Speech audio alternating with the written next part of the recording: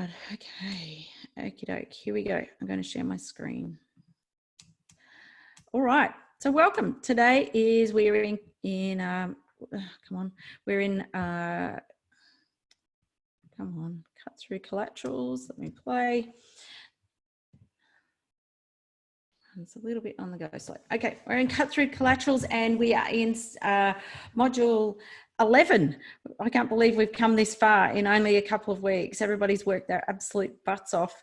Cut through collaterals, and today's all about your keynote and how to create your speaker kit and your page to be able to open yourself up to opportunities to speak. So this is often the number one thing I find is missing when people are trying to build their speaker practice. Oh, record. Have I got record? Yes, I've got a chat coming up. I'm just making sure. All good. So Sam's got a little bit to catch up on. That's okay. I'm just keeping chat open so I can make sure I answer things if I see that they match up along the way. Okay. So today's all about your speaker kit and your page. And so just really thinking about it's one of the things you're speaking to be able to build your practice for you as an expert is speaking, if you like, is at the top of what we would call your funnel. So it's sort of, you know, it gets you on speaking in front of people and getting in front of the right decision makers and on stages, or whether it's in our, at the moment we're in COVID-19, so we're in that's definitely digitally, so it's webinars or webcasts, is that's like a virtual stage, if you like, is that we've got to be able to get out and present and speak to be able to keep getting people into our database and into our funnel. We need to build awareness for people of who we are, and lots of people will often say, you know, I want to do what you do. I want to be able to speak at conferences and events. And then I go, okay, let's have a look at your speaker kit and show reels and pages and collaterals. And they say, oh yeah, I don't have anything like that. So we can't speak unless we have got, you know, to be able to build the speaking part of your practice. It's very hard to build it if you are trying to sell it with no collaterals. So first of all, what I wanted to do is just highlight a little bit around the speaking business itself. And this is drawn a little bit from some of Matt's work. He talks a bit about this in his program Speakership. So I've taken just sort of bits and pieces of some of the things he's talked about and just things I've noticed. And Gary, you're welcome to have feel free to contribute or chat on anything here. But I find typically is that when you're trying to build your speaker business or speaking part of your practice, you don't necessarily have to become a $10,000 speaker. It just is about what fits for you and your practice. But if you look here, the speaking business or the speaking industry, the business of speaking, is you've kind of got three columns. We've got the type of speaker that you are, the type of focus that you have at each of those types of speaking, and then the fee that's involved. So at the lowest level, or level one, if you're, Matt calls them an honorarium speaker. So if you're a speaker who most of the time you're probably not necessarily speaking for a fee, or it might be for a very nominal fee. And generally somebody like this, the focus, if you're an honorarium speaker at a conference, and we're talking about, you know, like a bigger conference, is usually your focus is generally a little bit around the technical, or maybe you're starting out. So I've certainly done my fair share, and I know Sally Foley-Lewis has done a lot of speaking. For those who are on here as speaking, and Gary is, you know, often this is the place where we often start out, but quite often, sometimes it could be part of your practice or part of your business where sometimes you will deliberately speak for free because the audience is the perfect audience to get in front of. And sometimes you can actually sell more from a free gig. But I've put, you know, if you were speaking at a Telstra Vantage or something like that, which is the big Telstra events, you know, your fee, if you're speaking at a local Chamber of Commerce event or something like that, they're typically free. But if you're an honorarium, you've kind of got technical expertise, or maybe you're a beginner and just getting started, or you're deliberately doing it for free, is generally somewhere between 0 to a nominal fee, 2.5, something kind of a lower kind of fee. Then this person here, if you looked at where they were in a conference schedule, if I went to a conference, probably not a Telstra Vantage, but if I went to let's say I went to it might be a mortgage brokers conference or something like that. The honorarium speaker might be the sponsor of the event. So they're not paid obviously, but they're going to be given a slot where they could speak about something in the industry, and that they get that spot as part of sponsoring the event. So if anything, they've sort of paid for their spot. It could be somebody who maybe it's for an organisation, and maybe, or maybe an industry association, and maybe somebody is going to be speaking in that spot who's got a business and it's part of a lead gen type thing for them, but they're not necessarily a trained speaker. So they'll have a low fee, if not, it'll be quite low, if not if anything, nothing. But it's not that it's a bad thing. It's just more around the fee and determining what your goal is and what you're trying to do. This next level is somebody who's an expert speaker. So this person's job is really about it's a bit of education. And if they can, it's because you're coming off the back of technical, they've got a bit of technical. And if they're a technical speaker, which is kind of expert, like they're a subject matter expert, they're coming into sort of the expert space. But what they've got to do is they've got to be able to bring in a little bit more inspiration, usually a bit more storytelling. And at this level, they're probably paid somewhere around the 5 to 7.5-ish type spot. This person typically won't open or close a keynote. They're typically after the opening speaker, they could be on before lunch, or after lunch is sometimes a tough spot to be in, or the one before the closing speaker in the afternoon. So they won't open or close generally. So when an event planner or a conference organizer is putting together a conference, is that they put the most expensive at the opening and close, and then they fill all the gaps up in between there. Which takes me to the motivational speaker. So once this expert speaker knows how to inspire and sort of motivate people a little bit, so they've come out of technical, is this person now is really sitting in the motivational category, and a motivational speaker. So this person's job has got to do all this. They've got to have some technical experience. They've got to be able to inspire. They've got to be able to educate. They've got to make people laugh, got to make people cry. So what we're starting to talk about is this person is actually responsible for creating the experience. So their job is not just to think of myself on the stage. I've actually got to sit, sort of what you would say is meta. I've got to sit out above the whole conference itself. And I've got to look at the stage. I've got to look at the context of the experience. And I've almost got to be looking down on it, going, what is going on? What are all the, what's this entire experience, and how am I going to get the most out of people? If I'm the opening keynote speaker, my job is to open people up, ready for opening for the day, and my job is to get people connected and to be able to, to the message or to what the purpose is, and to get them ready. If I'm the motivational speaker who is closing the conference, my job is to be able to reconnect everybody back to where to from here. So this is all and they often need, I love Keith Abraham as a closing speaker. He does a great job as an open speaker, but he does a beautiful job as a closing speaker, because he's so good at, people have often come off experts who have been, hammering them with content all day.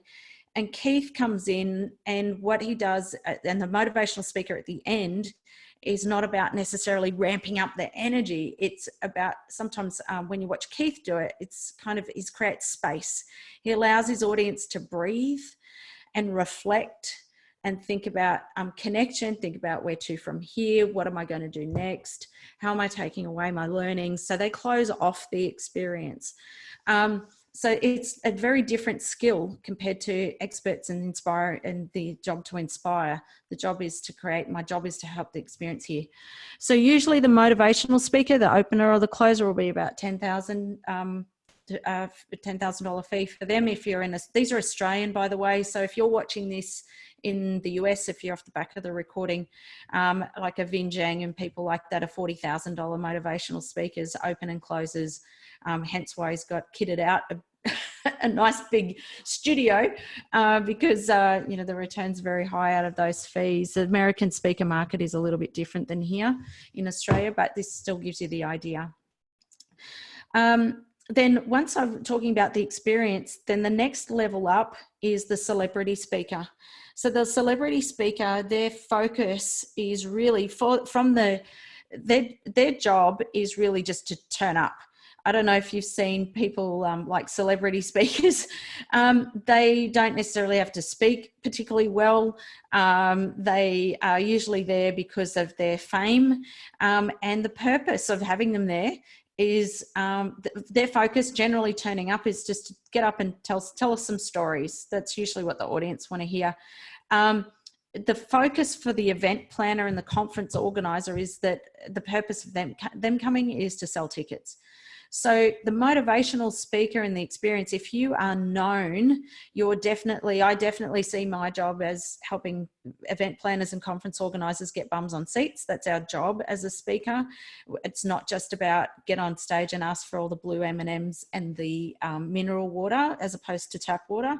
Our job is to help them to sell tickets. We've still got part of that job, but typically the celebrity speaker doesn't necessarily have all this responsibility.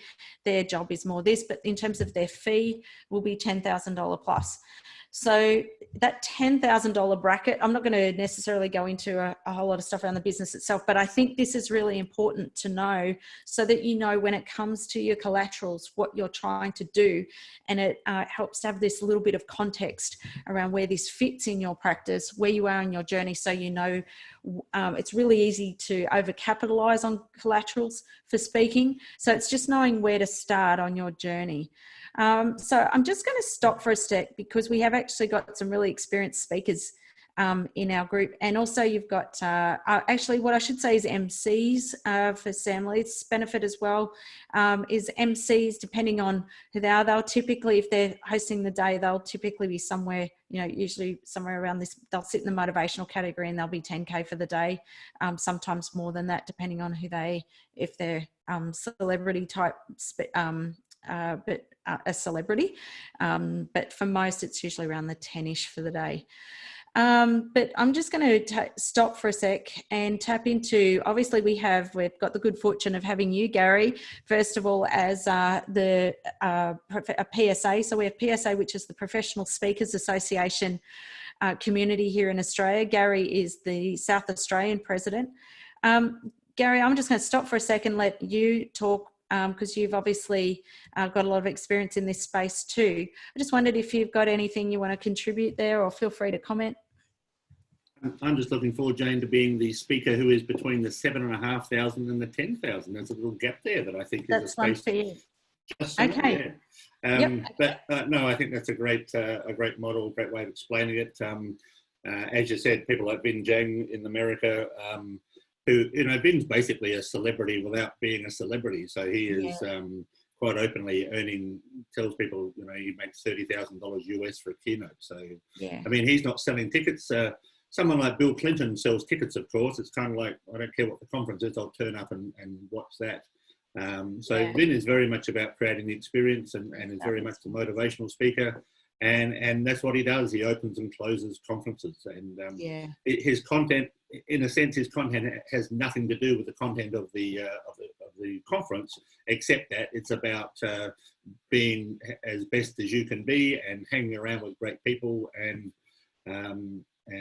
he's just built his business on that. And it's I've heard that Vin's work has fallen away like all of us, but he's still got 2 clients who are actually paying him and working with him to help them move to virtual events. One of them's a little company you may never have heard of called Microsoft. Yeah. And the other one is another company that no one's ever heard of called Facebook. Yeah. And he put a post on this morning that said that Microsoft have said they're not having any live events until middle of 2021. But Vin's obviously helping them to go virtual. So So that's a level of expertise that is very motivational. Yes. And yeah, I think that's a great model, and I agree with what you said about Keith, because as you said, the closing speaker is about kind of bringing the plane in for a landing, and people have to disembark and go out and do something. And so it's a question of what can you do. The other speaker that occurs to me, Jane, haven't heard from him for a while. Maybe Patty Spruce. Thinking of someone else, Colin Bachman, and Colin is a great MC and also an opening and closing speaker, and he positioned himself as an opening and closing speaker, and his keynote was called "Meeting the Challenge of Change." And the reason why I mention that is because that's a great generic topic for any conference. Yeah. And he would market himself as a great opening and closing speaker. Right. And so he kind of tailored a generic speech that you could use in any conference. Yes. And so whilst people on here are not generic, we're all experts in one form or another, it's worth just thinking about how do you position yourself with those kind of themes that apply to any presentation. Yes. And I gave a keynote about 2 years ago, and I went along to the client for the briefing, and he said, well, our theme this year is change. And then he laughed and he said, our theme every year is change. Every year is change. Exactly. And that's it. I mean, every single conference is about, righto, where are we and what are we going to do next year? That's right. So yeah, I hope that's been of some use. Yeah, thank you, Gary. Super insightful and generous of you to comment. You obviously do a lot of work in this space, and I think you're right. If you had to lay the US fees over this, so a motivational experience, so Vin and crew will be 30 to 40 in here. That's the motivational opening closing keynote speaker fee. Celebrity, then, like you said, you're talking about the Barack Obamas and Bill Clintons and all those types of people. So you're talking $250 through to $1 million plus. You've got people like James Clear, Malcolm Gladwell, they're all 100K keynote speakers, people like that. So yeah, they're all sort of, you talk New York Times bestseller, all those types of things. That's when you start to move up into these fees. And Jane, just quickly, yes. it is that thing that you mentioned before about, the balance between cost and value. And yes. when people see the value, then they don't worry about the fee. Yeah. If you can get the value, they know that, and they can trust you with their team, and they can get the outcome and the results. Yeah, absolutely. Okay, great. Sally, I'm going to come to you because you obviously do a lot of speaking, and Sally has just won, in case you didn't know, she just won PSA's Breakthrough Speaker of the Year for 2020. Yay! Sally, I'll just check in with you because you've got lots of experience in this space too. Any thoughts, comments? I have, in the last sort of 12 months or 18 months, sort of went down similar to the style of what Gary was talking about, and probably the Sally version of a Keith Abraham, and have been quite successful in being a host or an MC for a program, but also saying, as a value add, let me do after lunch last day. Give me the graveyard shift. And they look at me horrified. I'm like, no, trust me, I've got this. And so I do a 45-minute facilitated, the answers in the room, a consolidation process, like what Keith would do as a closing. And then I've also pulled those apart. And so I do answer in the room just before the closing motivational. I'm not an opener or a closer, but I'm close to a closer. I'm the one before the closer, because I haven't blown myself up yet. So, I've got nothing, but maybe after Kilimanjaro, if I get there, might be something, but let's face it, we've all climbed mountains in our own ways. So that's been an interesting thing. Pulling big dollars as an MC when you're not a celebrity is is a hard road. So to me, emceeing is actually a side hustle that I absolutely love doing, but I don't expect big bucks out of it. And one of the things that really frustrates me is that they get celebrities and celebrity names for the tickets, but then they use the celebrity in something that they don't have the skill for. And you sit there and you watch the audience, like the energy just gets zapped when you've got the celebrity emceeing, when really, if you gave them 20 minutes to do a big opener, and yes, exactly, Sam, give them an opener and talk about their experience and get them out and do a photo shoot at lunchtime and morning tea and sell their book out there, that would have had much bigger bang for their buck, given they paid that much money. And have a experienced MC. I know I'm preaching to the converted, but I've seen it so many times, and I feel for the event organisers, because some of them don't get it, whereas some of the bigger crews do.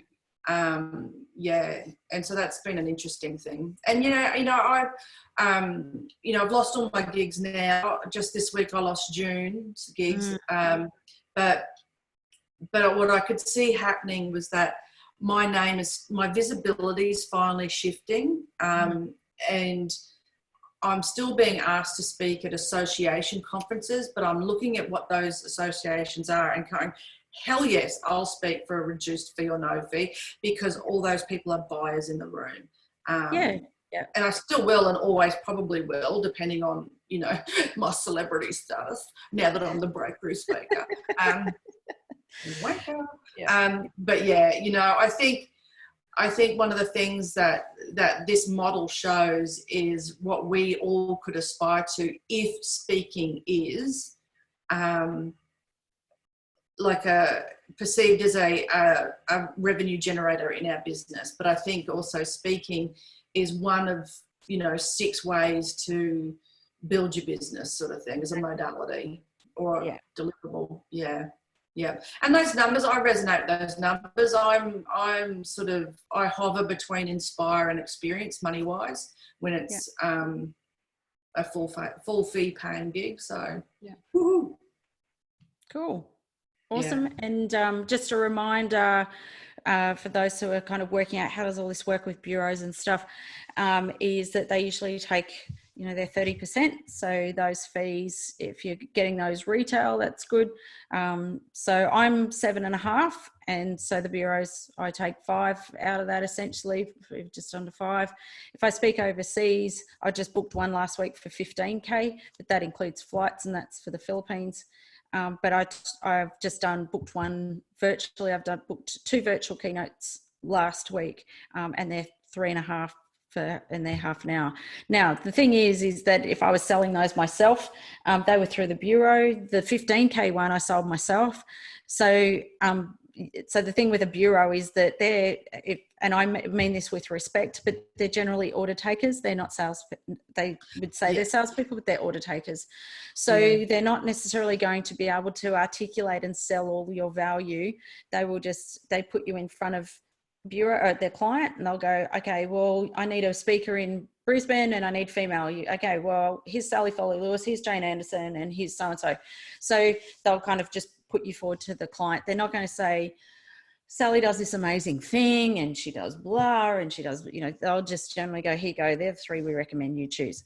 And so it's one of the challenges around selling yourself. But I won't lose too much time on this one, but I'll come to you, Gary. Got one comment before I move on? Far away. Just on bureaus, Vin has always said that he built his business in Australia, and the way he did that was he trained the bureaus how to sell him. And by doing that, he was helping them. He was saying, this is the way you can make money. And he told them, these are the exact words to say. This is how you have to sell me. And so, again, it goes back to what you say many times, Jane, which is make it easier for people to buy you. Make it easier for the bureaus, because they have an opportunity, a small opportunity when they're on the phone to kind of be a salesperson. They do. They don't really know how to take it. And so Ben is kind of, trying to sell himself by remote control. He's done a great job. Yes. Yeah, you've got to give the bureaus a few things to work with, and the things we'll go through here will be some of the things. I'm going to give you a couple of tips and hacks that I found have worked for me that I don't find too many people sort of talk about, but I find that when they're used, they work. Okay, thanks so much for your comments, Gary and Sally. Super generous in being able to share. So we've got lots of talent in our sphere and in our room here. So what we do know that around 90% of the purchasing decision is made before a customer calls you. So they're going to be, remember, it's just a reminder that they're digging around and they're looking at stuff. They're looking at your social media. They're looking at videos. They're looking at YouTube. They're looking at your website. So it's still the same when it comes to speaking. And there's two questions typically that every meeting planner is thinking. And they're generally not going to say it out loud. The questions that they've got is, do people know who you are? And the reason for that is because their job is they've got to put your face and your bio and what you're going to be talking about on some kind of registration page on a website. And so what they need to know is if people don't know who you are, I'm going to struggle to sell tickets to this thing. So it's up to us. So I really see our job as experts and influencers is we're experts if we know our content, but we're influencers if we know how to build platform. And if you know how to build a platform, which is essentially what we do for those who go through expert to influencer, that's why we put content of it. And Sam Leith, you're the master of it with Facebook Lives, is our job is to start to build a platform, build a community, build a tribe. And that's platform. That's where people know who we are. And then the second question and along with that question, do people know you are? The question that they're really asking is can I sell tickets? Are you going to help me sell tickets? So they're not asking you to put tickets on your website or anything like that, but they just want to know that people know who you are. And the fear that they've got is, are you going to make me look bad? So if I book you, are you going to, can you actually speak? You might be a great author, you might be a great coach. So experts who market themselves as coaches would more often than not repel speaking opportunities. So this is where you have to be really mode agnostic, as Matt Church would say. That's why I'm often going through people's websites and things, removing modes of delivery or people marketing themselves as an XYZ, a leadership coach, or is that we have to get top of funnel. That's one of the modes. So yes, coach is one of your modes, but when we position you as mode agnostic, is that you can do all of those things. So our responsibility. So when people say to me, because I'll ask often I get asked a lot about my social media following, and if I'm trying to do if it's a fame building thing or anything like that. And as Gary said, no, my job is to make an event planner's job really easy. My job is to help them sell tickets.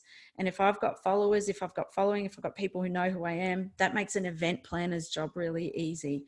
That's why I put content up to help them sell events. So build my tribe as well, of course, and build your practice and to educate and inspire. But a big part of it is, so if you can start thinking about your practice in the context of it, what I'm doing here is trying to help a meeting planner or a conference organizer book me easily. And if you can get that, you're going to make their life heaps easier. And you're going to get more gigs. So just in the context quickly of, before I go any further, I'm just going to give the opportunity for anybody else to ask questions just on the speaking business or speaking industry itself before I go into collaterals. I'm just going to stop. Stacey, Kelly, Glover, Sam Leith has stepped away for a second, Deanna. I'm just going to stop and give you the opportunity to unmute yourself. You got any questions so far? Or are you going okay? I wanted to add also to what Gary's comment there. I always will offer to do a pre-event video as well as a post-event video. Yeah.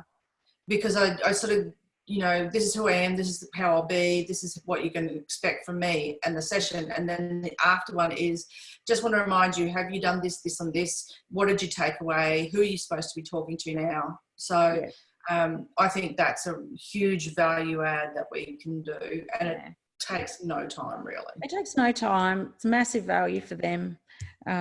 So you've definitely done that too, giving them lots of collaterals to try and sell their programs. Thanks, Sally. So Kelly, Sam, and Stacey, I just thought I'd stop and just check in, see if any questions, comments, thoughts, insights before I keep going. No, we're all good. I've just got a general question. And I know it's probably something that everyone is challenged by, and it really is about sourcing opportunities. That's the big, for me, I know that's the big stumbling block. And so there are some that just kind of naturally come in, but and I know you can do reach out and that kind of thing, but I guess it's just, really understanding kind of some of the critical elements to encourage the flow of opportunity, if that makes sense. Yeah. Yep. So there's a few things. So one is marketing yourself as a speaker and that's, I know that sounds really obvious, but I'm going to show you a couple of sites just so you can see the difference of what somebody who gets a lot of opportunities and how they do it. The other thing is starting in the most leveraged groups. So if you look at usually industry associations are the best ones to start. And then you've got an association for associations if you really want to get leveraged. But yeah, more often than not, it'll be typically starting and doing your first, and Stacey and I did some speaker training together many years ago, and we had a coach that coached us, and he said to us, go do 100 for free and then come back and talk to me. And so that was what I went and did. And speaking creates speaking. So if you're speaking at an event, and if you're good, if you're good, each speaking event should generate 3 more speaking events. So if and if they're not, then we kind of go, okay, well, there's something happening in the speaking that needs to be reworked or rejigged or something like that. Ideally, every time you speak, it should create a spin-off. I look for 3. If there's a spin-off of 3, then I'm doing something right. If I haven't got 3, something's wrong. Speaking will always create speaking. And also the other thing would be is not always necessarily free. So there's certainly the paid ones, but then sometimes I'll sell more off the back of a free one than I will a paid one. So sometimes just thinking about if they're the ideal audience, and also creating your own speaking is, we've talked a little bit about dinners and things like that, but creating your own events. Lisa O'Neill's a really great example of that. So Lisa O'Neill, I'll just stop my sharing and go to her website. So Lisa O'Neill is in Thought Leaders. She mentored me for some time. So everybody's a little bit different in how speaking fits into their world. A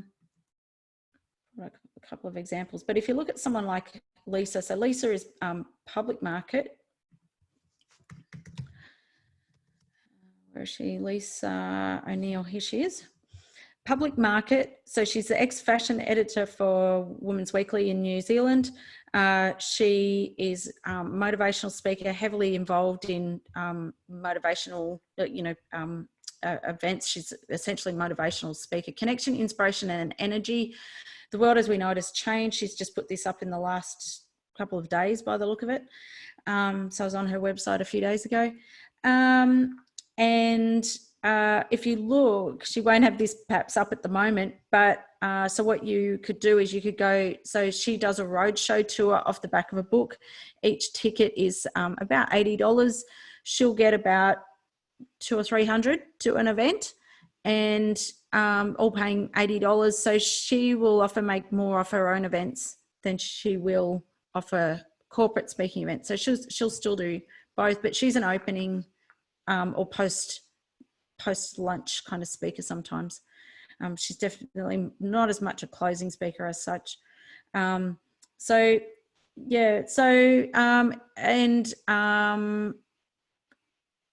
am I? Oh, people haven't seen my screen. I didn't share my screen. Let me share my screen. Just realized I wasn't doing that.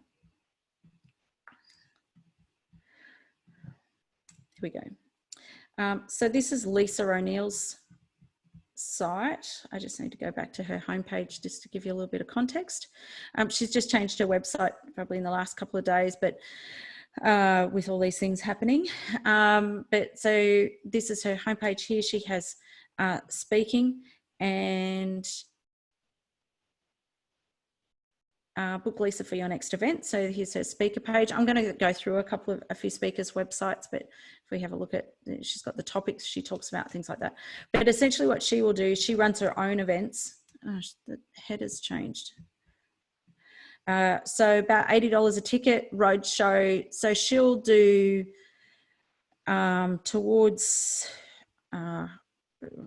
she'll do at least $500,000 in her own speaking events alone. That's at least half of her practice. Then the rest will be. And so when you've got something like that, is if she wants more speaking events when she's in town. So let's say she was doing one of these in Sydney. So it's a matter of ringing, she'll contact whoever it might be. So she might contact some, either whether it's industry associations, bureaus, say, come and have a look at me speak. I'll show you how I speak. So one is to have collaterals, obviously, which we're going to talk through. But the other thing is being really easy to buy is, so I've often invited people to my speaking events if I've done a public or a free one, or if I've done a busking, like we would call it busking out, or a free thing. I'll invite someone who's a buyer and I say, come and watch me speak, and I'll show you so you can get a sense of if this is a good fit. Definitely have done that. The other thing is also being involved in things like PSA and just being known as a speaker is a big part of that. So there's a bit of trust that comes with that too. So for most people, I say become a member of PSA and just be known in the community. But I'll go through a few more collaterals, but that's sort of a start. But we'll go through a few, Stacey, so you can have a bit of a look. But does that sort of start to formulate some thinking and ideas? Look, yes. I mean, there's obviously, I mean, I am doing speaking. It's just not enough, I guess, is what I would say. And then I look, and I, you know, to be perfectly honest, I do look around and go, you know, there's some people out there that are getting some really great gigs and they're just shit, in my opinion. There's some amazing speakers, but there's some really unfortunate ones as well. Yeah. And I think how, you know, how? Yeah. Well, the speakers who get booked the most are the funniest. So, so definitely the so Sam Lee's. I'm in trouble. Yeah. And that could, it sometimes can be the case. Is sometimes if you've got people who will sit in the free and technical space, what they have to do is work on. And you're a storytelling coach, so you already know storytelling. So it could be the stagecraft and it could be the humour. So Kate Burr, who's in Adelaide and a member of the Adelaide chapter down there, she has this fantastic experience you go through.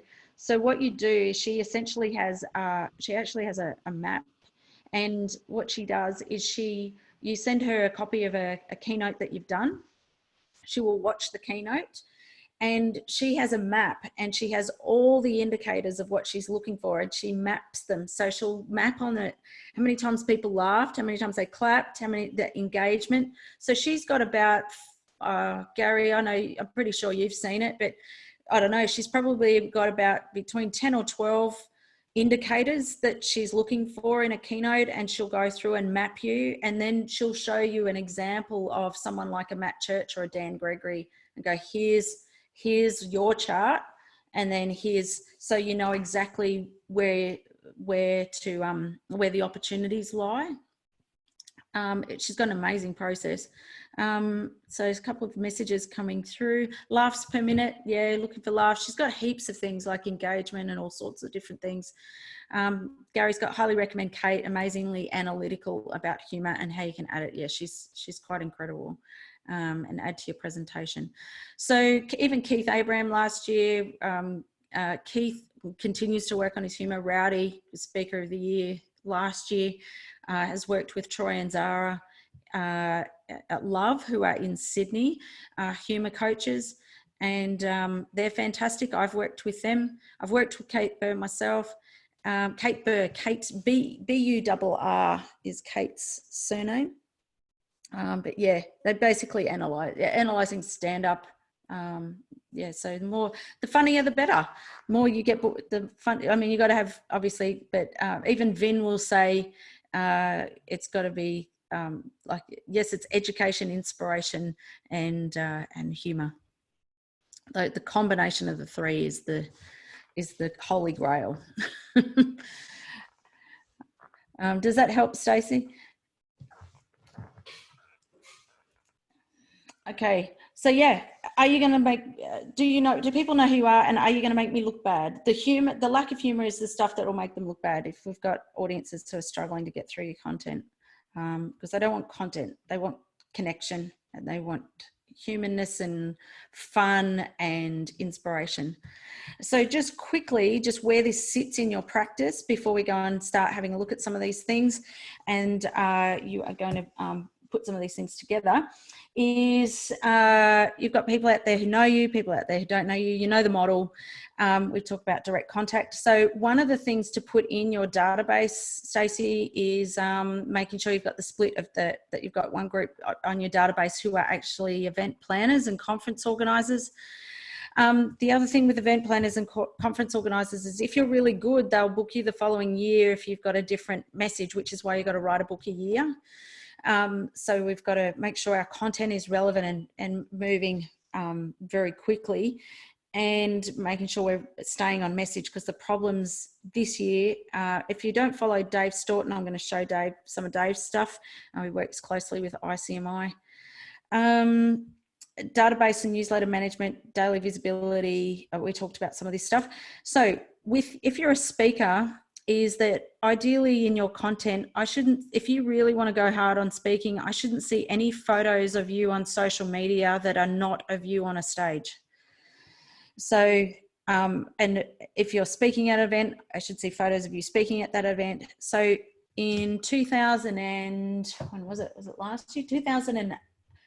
Beginning of 2019, end of 2018, I had to step back. I had too much on my plate, too many clients, too much travel. So a big part of that was being driven by speaking. So the brief I gave to my team, who helped me pull the content together for social media, the brief I gave was there was not to be a single photo of me on a stage for the next 12 months.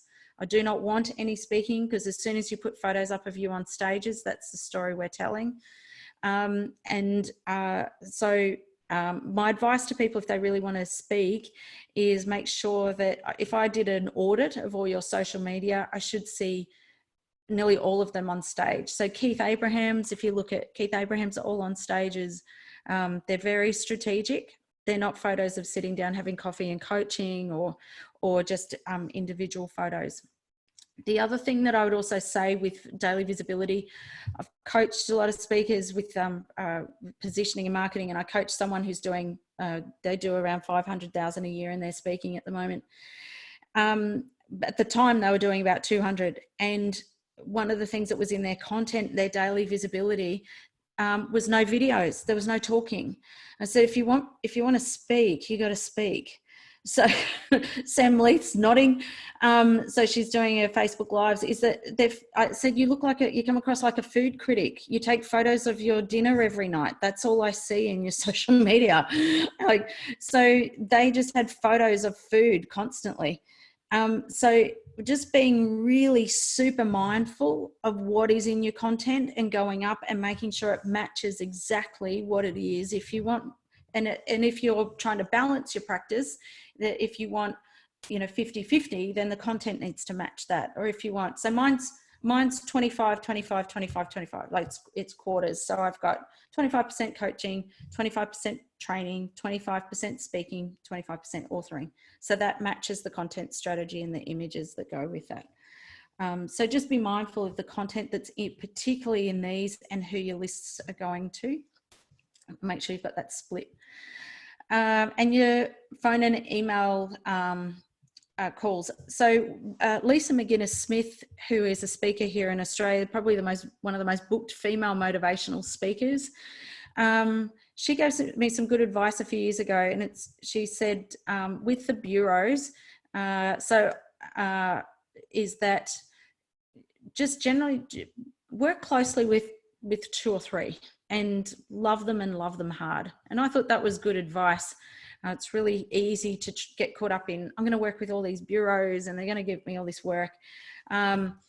It's actually quite hard. If you look at Amanda Stevens, she's really pretty much just Ovations and ICMI, pretty much. We do a bit of it with Inspire, with Keith Harwood, and that's pretty much it. So you can, she probably works with maybe 5, nice and close, but I choose 3 that I like to work with, but speaking's only 25% of my practice because I get too tired. So just be mindful of that the speaking industry looks a little bit different with this quadrant. SEO, search, all that stuff is making sure so what you need to do is just check that you're turning up in searches as a speaker. So leadership speaker, motivational leadership speaker and location in Sydney. For the bureaus, if they have to add flights and accommodation, then that can knock you out of the pool. So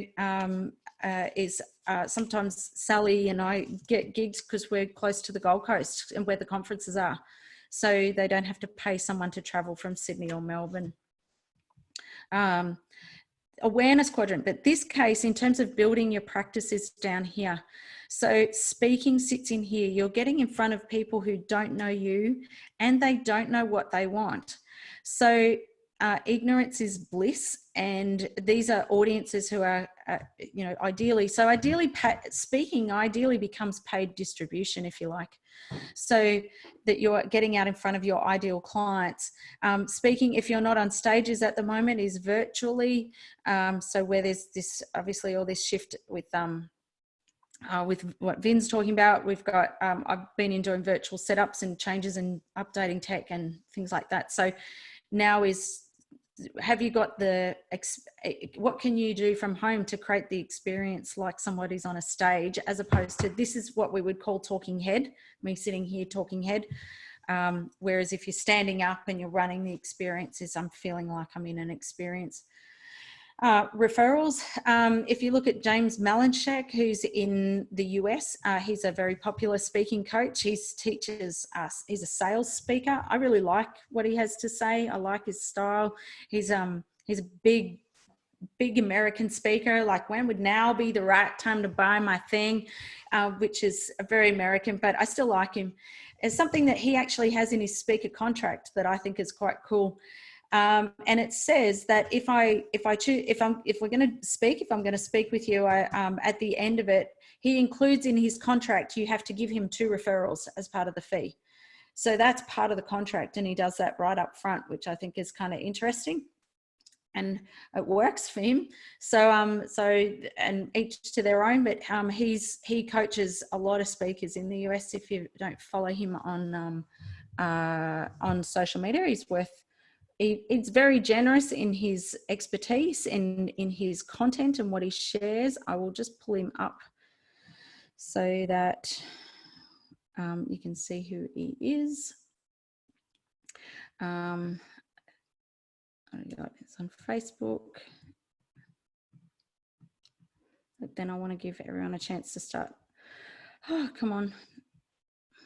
You got him, Kelly. Jeez, this is slow today.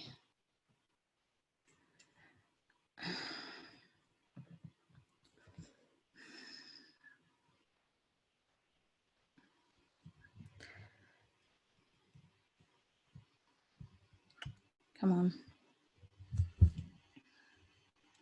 Yeah, this is James.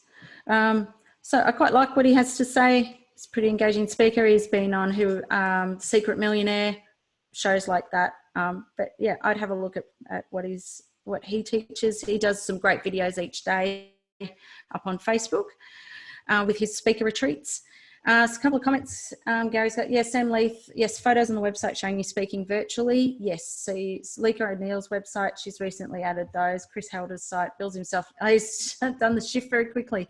#1 virtual speaker. Oh, wow, come on.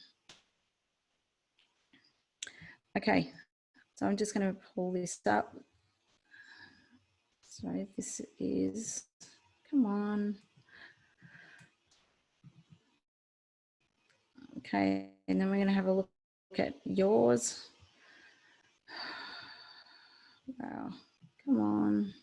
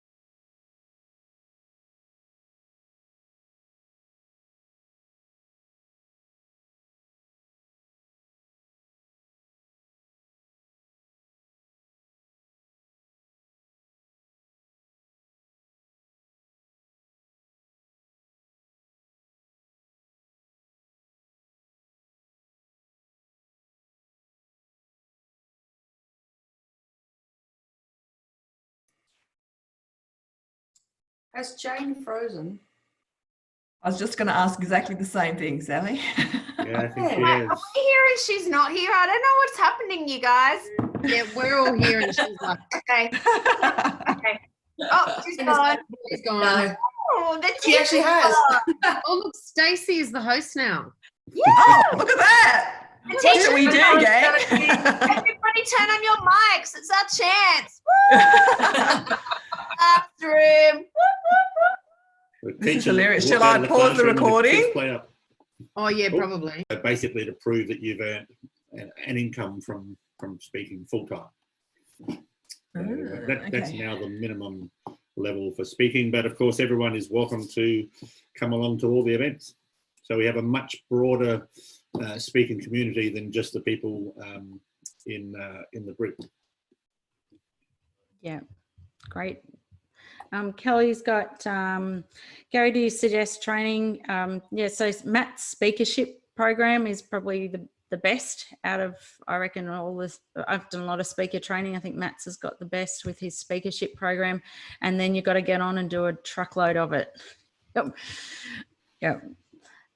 Just start practicing and implementing. And then the more you're doing, the more people see you speak, the more you're known as a speaker, the more that it all starts to happen. So I don't do that much unpaid speaking anymore, just the odd one here and there. But having said that, it's still, I still say if it's the right audience, even if it's, you do $1 million, there's still speakers we've got do $1 million a year and they'll still do the odd one for free because it's the right audience and they'll still do them. So it's Kelly saying train then speak. No, so I reckon Darren Hill said something once which I thought was really valuable, where he said, and I reckon this is something that the mistake I made with speaking was that there were stages I got on that I was on too early.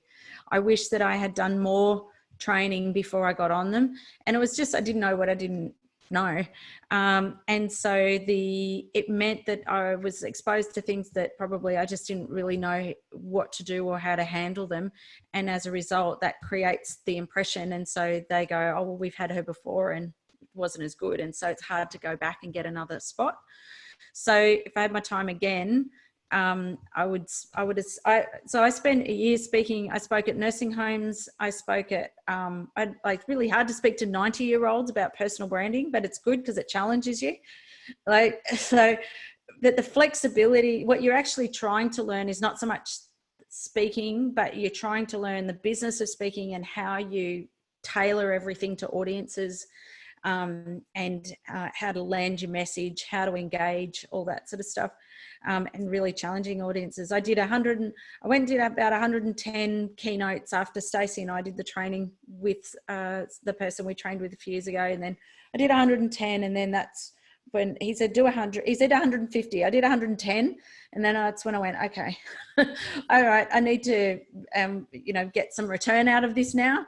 And but the best thing is that that was what launched everything. Was I spoke to someone's dog if they let me. I just spoke to anyone, spoke at schools, spoke at whatever, just to get the practice. And one thing about it, Jane, is that open your mouth and speak several times, you don't actually know what you've got to say, and because you prepare something, and there is a saying in the speaker's world, of course, that that every speaker gives 3 speeches: the one that they plan to give, the one that they actually gave, and the one that they wish they'd given, which they only think of in the car on the way home. Yeah. And so until you get in front of an audience, that changes what you do. And as Jane said, you say something that you thought was funny and it's not funny. And you come up with all sorts of gems, which is why you should always record yourself, because you think to yourself, gee, I don't know where that came from, but that was really useful. And I can't remember Matt saying on this, Jane, you might be able to remember it, but it's basically you can practice all you want, but until you actually say it out in the real world, that's the proof of what you've been practicing, and whether it lands or not. And as you say, practice in safe spaces. That's why Rotary clubs exist. As I was going to say, Rotary.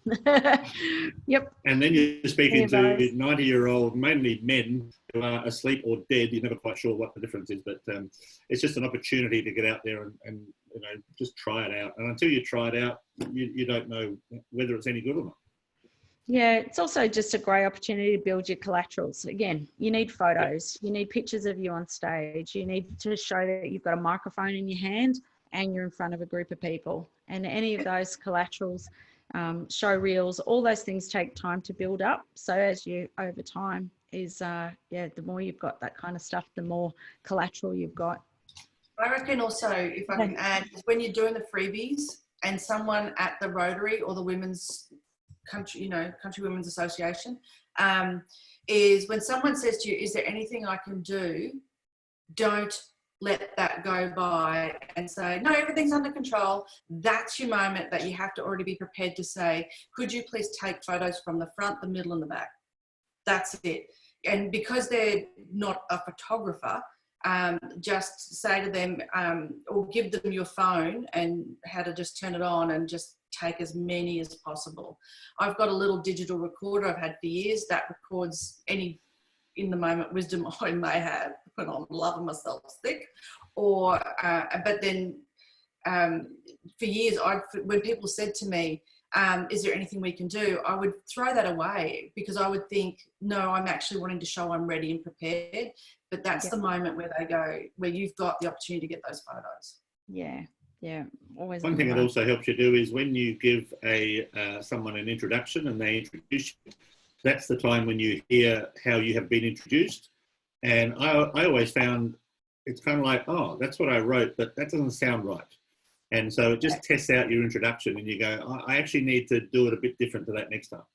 Yes. May I say something on the introduction thing? Yeah, far away. Gary, when I was at Brendan Burchard's influencer event last year, the majority of they were the best introductions I've ever seen. Nobody introduced anybody with a single word. They were all video introductions.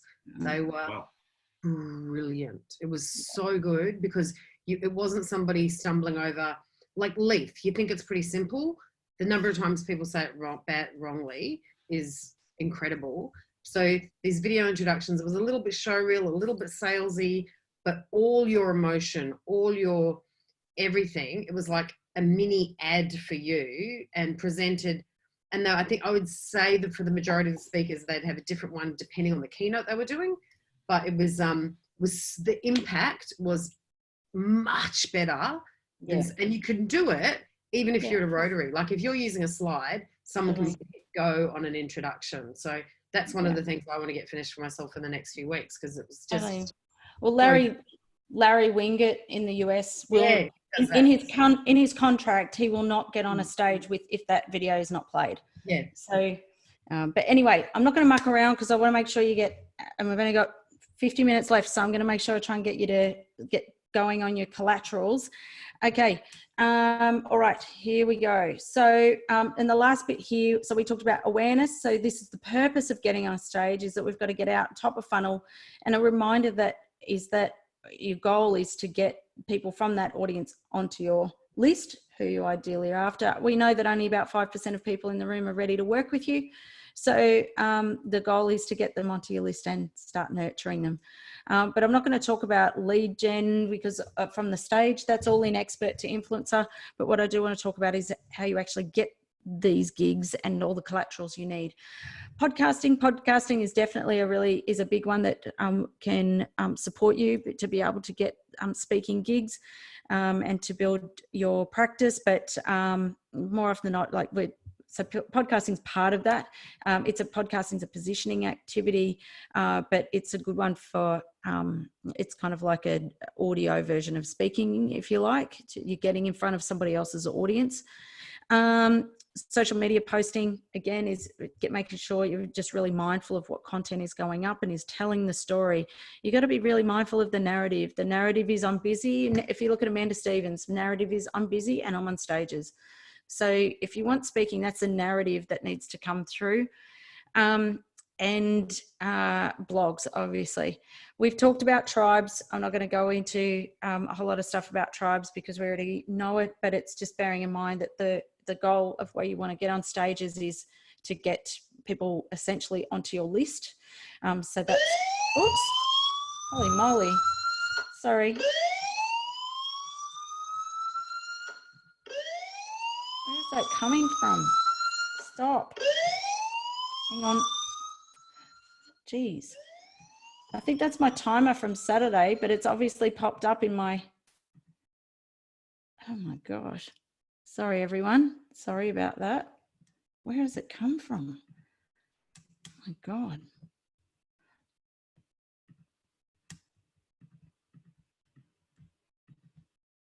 Mark probably thinks the house is on fire. Okay. That won't go again anyway until I turned it on. I can't even work out where it's gone. All right. Okay. What a minefield. Okay. But just a reminder that I wanted to just point out to you is with your tribes is the whole point of speaking is to get people onto your list. So the goal is 1,000 people on your list a year, 250 a quarter, 25 a week, 5 a day. And that's why speaking, because that was the other reason why I really started speaking, because I was like, wow, I don't have time to do all these sales meetings. So maybe if I go speak and get in front of the right people, these will be like sales meetings. And so that was kind of the idea. If I can get in front of 40 people at a time, maybe that kind of will help. And that was sort of the way that I started to build my practice. Just bear in mind that if you're looking at the people who have bought from you in the past, they'll buy from you again, but your job is to stay relevant and to be able to bring something new each year. So Keith Abraham, if you look, he's the master of relevance. So Keith, if you look at his stats, he talks about where he, 96% of his clients have engaged him more than 10 times, I think. So he's a master of maintaining relationships, and what he does is he's great at staying relevant, new message, what does he need to solve for them for the following year, and he looks after them. But I love this quote. Oh, that doesn't look like Glenn Capelli. I was going, he looks a bit like Glenn Capelli. I couldn't find a good picture of Glenn Capelli. So I'll make him look like Seth Godin today.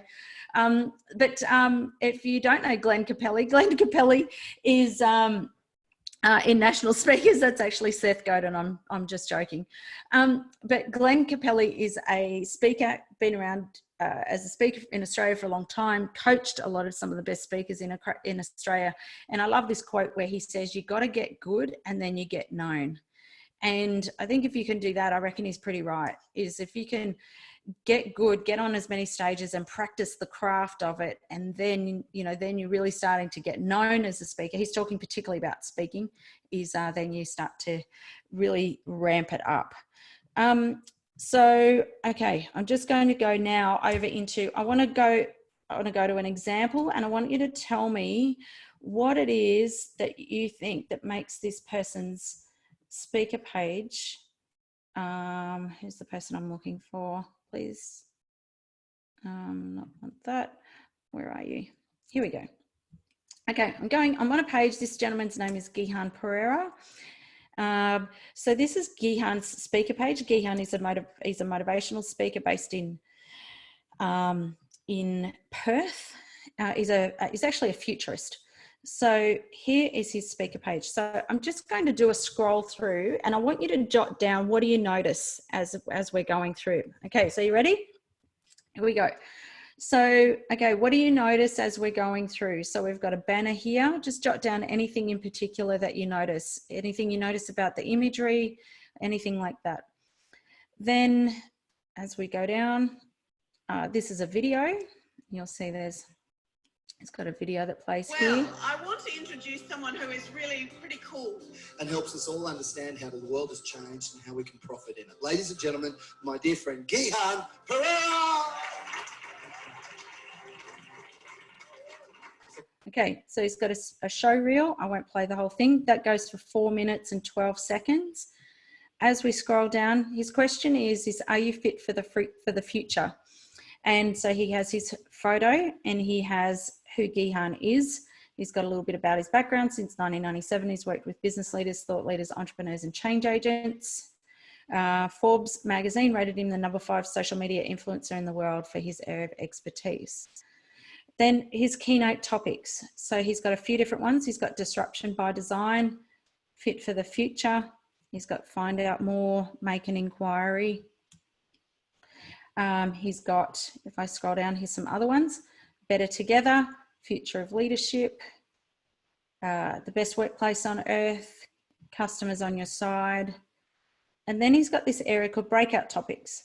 So add one of these to your sessions to leverage Gihan's impact and value at your conference. So again, he's got some breakout versions of these. So these are different to doing a keynote. These are like a little sort of workshop, if you like. Customers on your side. So he's got the workshop version of that. Step up, create your personal brand, disruption by design, new rules for high performance, magnetic messages, best workplace on earth. He's got some testimonials here. So what people say. He's got the names and then where they're from. He's also got their photos. And then he's got clients. So we've got some brands here. And then he's got more than just a keynote. And he's got things that you can talk about. Pre-conference interviews with key people, promoting the conference on social media, providing books to delegates, promotional videos, all sorts of stuff. And you can download, he's got an ebook here called The Future of Conferences. You can see Gihan in action. He's got a number of videos here as well. And if you've already booked Gihan, here are some resources you might need. So you might need his bio, you might need his MC introduction, you might need his AV setup and his rider. He's got photos that you might need, and you can also get in touch. All right, so who's happy to share? It's going to, what have we got? Let's see what we've got written down. Kelly Glover's Keith Abrams' website. Yep, great, good work. Okay, who's happy to share? What did you notice about Gihan's speaker page? So all the stage shots, everything's about speaking, as you point out, not photos like me with great shoes. Relevance. Everything's worded like you've already, I know he says done the bit if you've already hired him, but the whole way through it kind of feels like you've already hired him anyway, because you're there knowing what he does. He's got definitely got the automatic, what's the word I'm looking for, testimonial in who he's got introducing him. Yeah. Speakers down here. I don't have to ring Gihan and get that. I can just jump on the website. No, but Matt Church giving the introduction. Oh, in the show reel. Yep. Yeah, because most people in the industry in Australia know who Matt Church is, so they're like, oh yeah, well, if they're friends, he must be good. Yeah. Really clear all the stuff he does, and you don't need to search for what his topics are going to be. They're really laid out. Like you have to be a nilly to notice it. And there's no waffle. No waffle. It's pretty clean. Good. Excellent. Great, Sam. Anything else that anyone else noticed? Oh, and I liked the keynote bit. Sorry, that bit. The Which one? These? more than just a keynote. The pre-conference interviews. Oh, yeah, providing- more than just a keynote. Yeah, all the Yeah. value add stuff. Mm. Yeah, great.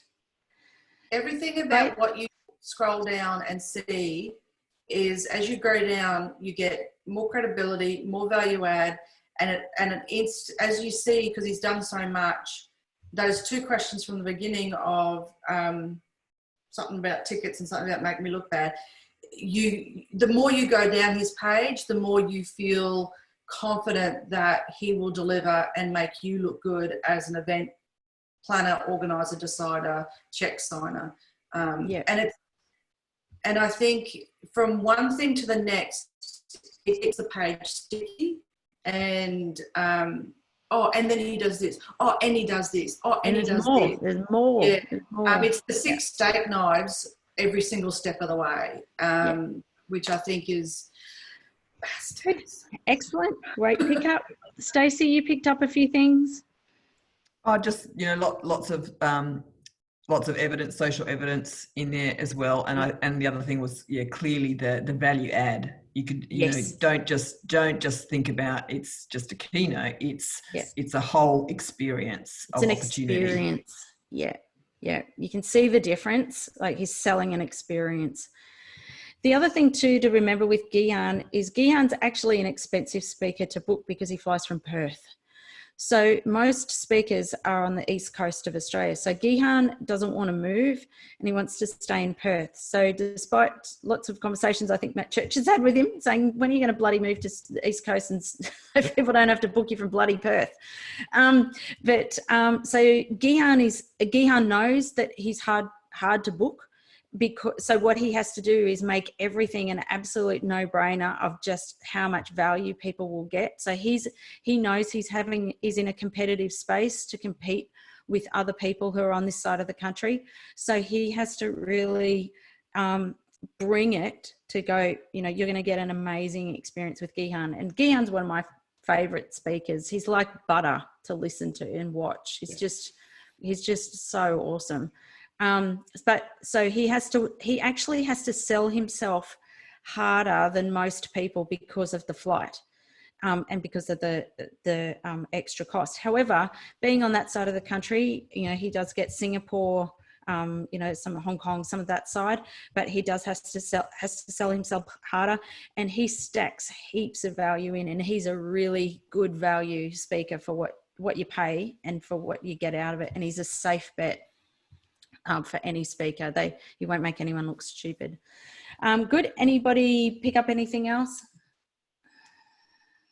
He's certainly smiling a lot. He is. Which is good. Yes. Yep. Yeah. Great. Okay. There's one. Sorry. Go, Gary. I was just going to say, Gihan is a good example of not only being easy to buy, but being irresistible as a speaker. Yeah. Kind of like, this guy looks good and it sounds great, and look, all these nice images, and it's a very neat and tidy website, very, very ordered, very structured, and it's kind of like, it just becomes very irresistible, and you go, I'm at least going to consider it. Yeah. Gihan's big word, if in case you're wondering, his big word is standards. He is the most systemized person I can think of. Worked closely with his team in the background, and his checklists and systems are just a whole new level. But that's why he gets the gigs. Yeah. Okay, there's one. So now I'm going to show you another one, and not that one. I'm going to show you this one. This is not necessarily Amanda's speaker page. This is her website.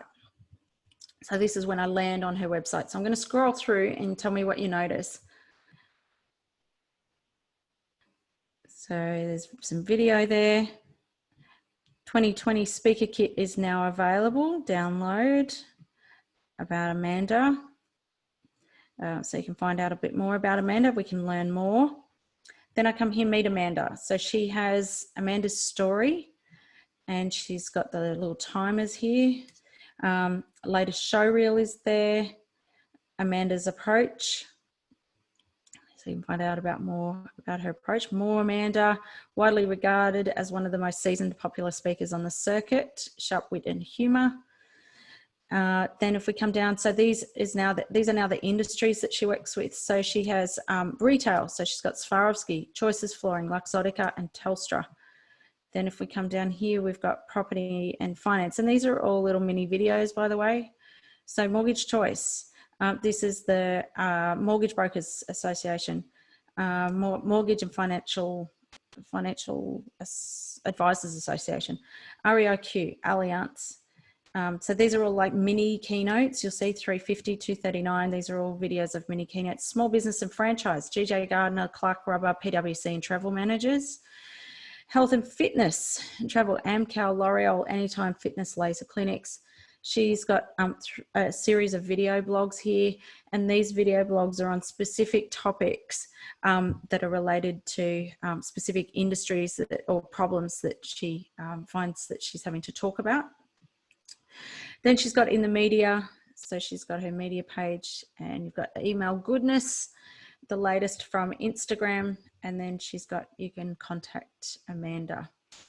Okay, so that's just her homepage. I haven't even gone anywhere else. So what do you notice about Amanda's, this is coming onto a website. What do you notice about Amanda's site? Feel free to open, to unmute yourself. I've got to say, even the one of the things I love the most, I think everything on it is great, but down the bottom, the level of professionalism with having the little photo of the people in my team that you connect with for things. Like, don't call me. My ass is on a stage somewhere. I can't help you. Whatever you need, these are the way to do it. Like, I love that. Let that up level. Yep, beautiful. All positioning, absolute positioning. Yep, excellent. And the story is, so Amanda's narrative is, I'm busy and I'm on stages. So I'm busy and I'm on stages. Yep, great. Great pick up, Sam. What else? What else anyone else pick up? It's very high class. Yeah, she's an expensive speaker. Yeah, very high quality, great images, and she is very much center of stage for everything. Yeah. She's also, I mean, she's done enough speaking and enough work with different industries that she can actually name her industries. Yeah. And that helps the decision maker to go straight to, okay, I'm retail, I don't have to worry about anything else. And she's got that social proof that she knows that industry. She not just researches it. So I think this is that sort of distinction or distinguishing that we would make, you know, it will come with the more work we do. And it's just a pure reminder that if you're going to spend money on capturing that work you're doing with that industry. Yes, super high trust is what she's trying to do. So she's saying, I get you. I see you, I get you. So so those videos, and Amanda will say those videos have been the best investment she ever made in her practice. So, and just the choice of, so we've got brands. As Maz would say from her Not Famous book, she'll say, people want to know you're a safe pair of hands. So it's essentially what Maz also calls it the white coat. If I come to your website, it's very clear you are white coat. So yeah, these videos and all on the homepage. So now Amanda's business is pretty much nearly 95% speaking. So her whole website, when you come to a website, is she's not positioning herself as she's got consumer futurist, but her whole, the front page of her website is all about speaking because that's the bulk of her business. Whereas Gihan, it's a part of his business. So it's just being mindful is that you're not saying you have to have a website like Amanda's, but it's about making a conscious choice about how much you put in. So my website doesn't look like Amanda's. I haven't got me on stages and having that on the homepage. Amanda's very clear when you land on her website here, she belongs on stages. So if in a practice, if you're doing, 25% of each mode of delivery, then I'm not going to put a video of me on a stage on the front page. But if that's what you want to do, then that's what we've got to do. Okay, great. So lots of video. All right, I think that's probably anyone else pick up anything else you noticed on Amanda's?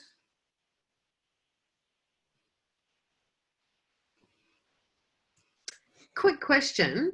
Yeah. Until you have that wealth of collateral behind you, that puts you in that positioning. What are some, and not faking things or cheating, but what are some ways that you can do things on your site and talk about what you do to up-level you until you're up-leveled? I'm so glad you asked, because that's If you know what I exactly mean. where we're going. Okay. So now we've seen kind of, you know, if you want to, you know, if you want speaking to be a big part of your business, then that's kind of the goal of where you're trying to head. That takes time. But for the bulk of us is that we're going, well, probably not there yet.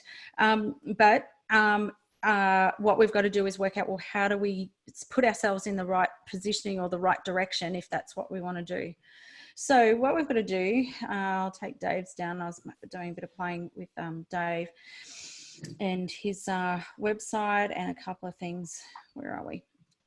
Okay, so I'll use mine just as the example. So, and if you look at, say, mine, you'll notice on mine it doesn't have speaking at the top, and that's been deliberate. But however, if I was focusing on speaking, mine sits over here under Jane. So, but typically for most people, what I recommend is the first thing when I come to your website is I want to make sure that speaking is, you might have your about you here if you do, but ideally your next tab over is speaking. If not, speaking is the first one.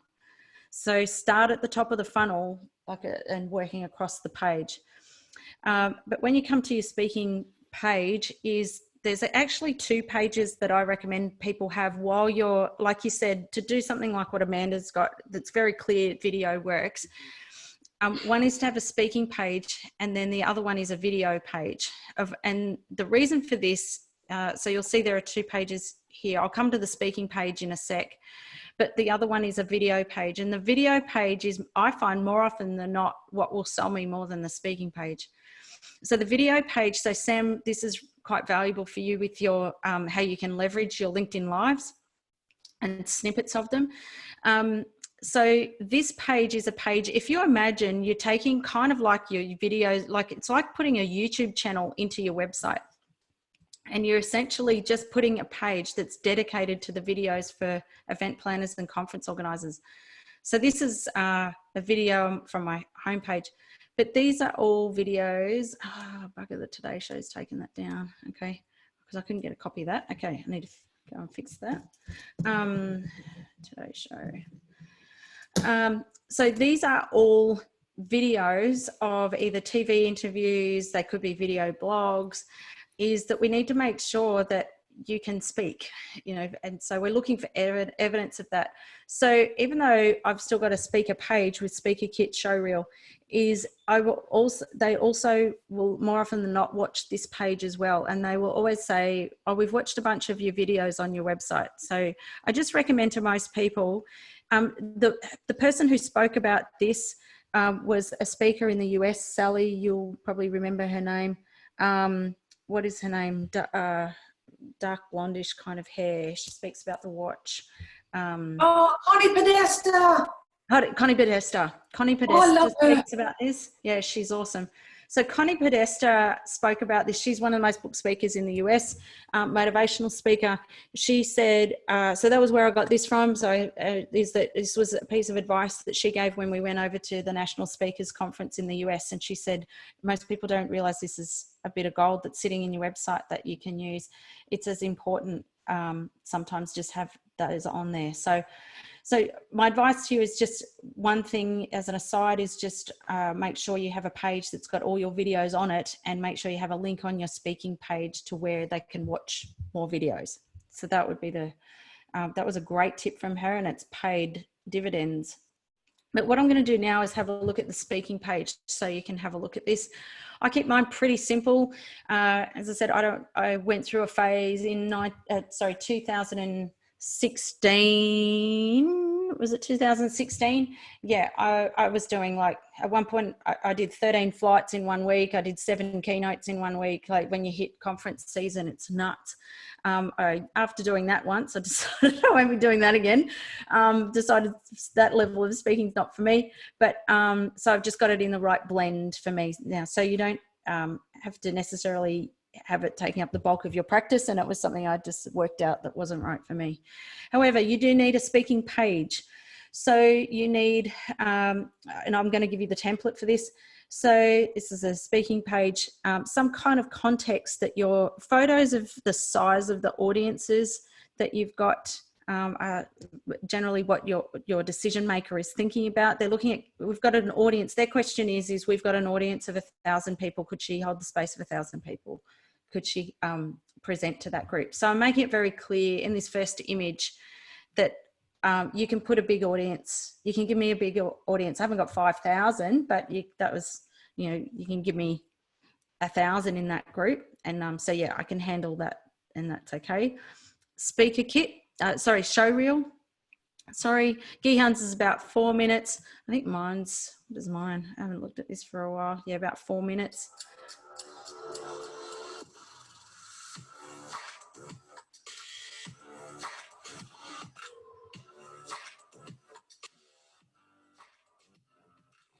So I'll let you have a look at that in your own time. But essentially, a show reel takes time to build up.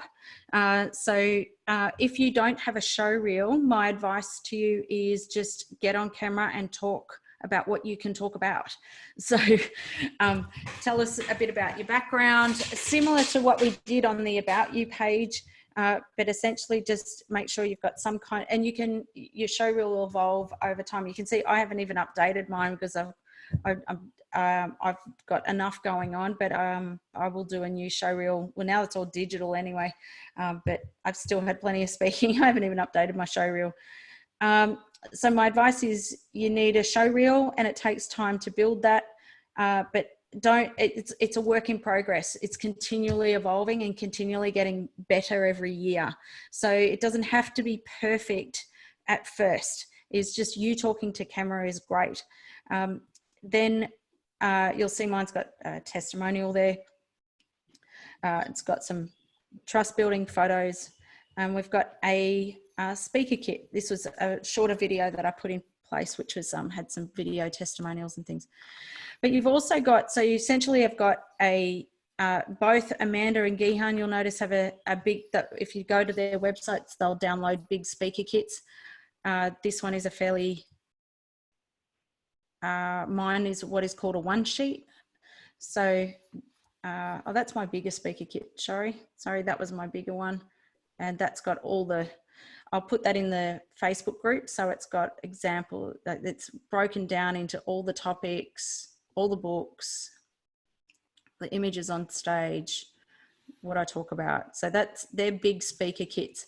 So, but what I'm going to encourage you to do is, as you're building your practice, is to more so consider, where is it?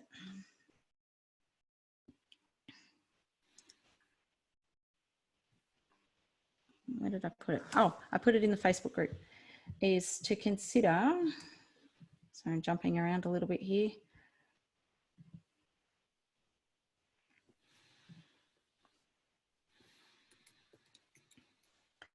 Where are we? So I've put a couple of things in here.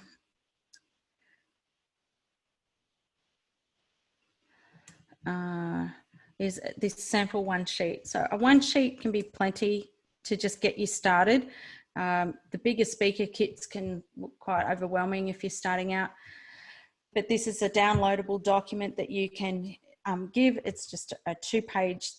These are actually more popular in the US, but they're okay for here. So it's essentially your area of expertise and what's your position. So it's got, you know, a paragraph or two here on a little bit on your background. So that will probably come a little bit even off your LinkedIn profile. We're looking for trust. Jane? Yes. Sam, this is for you. If you are emceeing, and I would say have an MC one sheet and a speaker one sheet, like keep them separate. Yep, good pick up. Thanks, Sally. Yep. The brands that you've worked with, testimonial, this is just a back to front. And then on the back is the conference presentations. So it's a little bit of a snippet, if you like. The other thing that I did with this was kept a spot blank on the back for the bureaus to put their logos. So if you're working with bureaus, they don't want your logos and contact details all over everything. So they need to be the contact people. But just something like that, so I've put mine in as a sample, but something like that is fine to get started.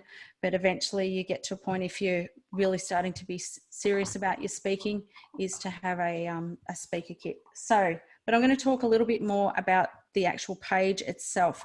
I think Gihan's is really a nice one to follow, and I've popped this. You should be able to see in your, this was downloadable from this morning. So hopefully you can see you've got your, that's it. I've put a template for the Speaker One page. Actually, no, that's not, I've got to tweak a couple of things on that. Hang on. Where's the, oh God, when we had the shutdown and the meltdown, that's my page. Hang on, open, where are we? Here it is, page template. Okay, has everybody got a copy of this one, the website landing page template? So this is for the speaker page. Okay, so I recommend at the top is, first of all, you want to be able to have your name, and so feel free to fill this in as you go, and your category as a speaker. So when we talk about your category as a speaker, you've got to, again, be really easy to buy. So I had someone once who, said, I said, what do you speak on? And he said, I'm an organizational future transformationalist. And I was like, right, so what's that? He said, and when I sort of got to the bottom of it, it was actually a change expert. I'm like, right, okay. So what happens sometimes is we can sometimes try to be a little bit too unique and a bit too special. So what we've got to do is make sure that we're easy to buy in a category that make it easy for people to buy us. So if you're not sure what category you're being bought in, is come to the bureaus and go into empathy and act as if you're the customer. So if you're like a customer and you come here and you might go, okay, well, imagine I'm going to a bureau and I go, okay, well, I need someone, because if they know you, they're typically going to contact you to speak. They're not going to contact the bureau. They go to the bureau in that bottom right-hand quadrant, where they don't know who they know they need someone, but they don't know who they should get. So you can see I'm looking for, they won't always know the name, but they'll know the category. So we're looking for, and if you look at the advanced searches, so this is a bureau site. Now, I'm not saying you're going necessarily have to go and list on bureaus. The bureaus are being smashed at the moment with people who want to be speakers. But what I am saying is you've got to really be mindful of how people come to find you and the category that you're in. So by category, so if I say, I'm going to go, okay, leadership.